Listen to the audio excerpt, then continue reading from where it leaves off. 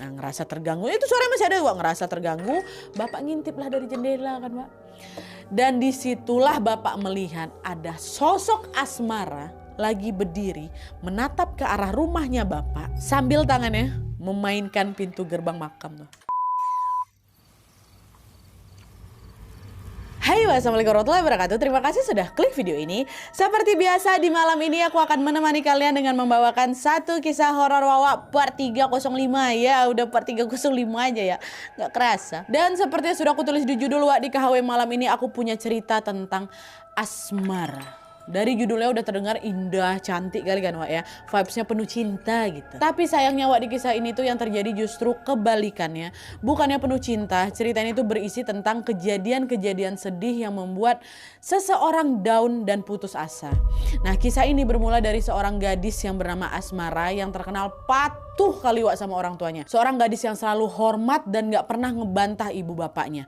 Tapi siapa sangka kalau ternyata kepatuhan itulah yang kemudian membuat dia terpuruk.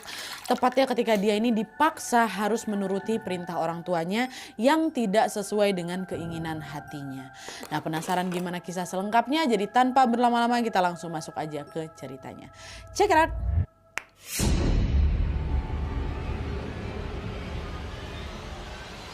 Oke Wak, jadi kisah yang aku ceritakan ini adalah pengalaman horor yang dialami oleh Nenek Mimi dari Jawa Barat. Nah kisah ini terjadi di tahun 1950-an waktu Nenek Mimi ini berusia 16 tahun. Dan untuk memudahkan ceritanya tanpa mengurangi rasa hormat, aku langsung panggil Mimi aja Wak ya. Nah jadi pada masa itu Mimi ini punya sahabat dekat namanya Asmara.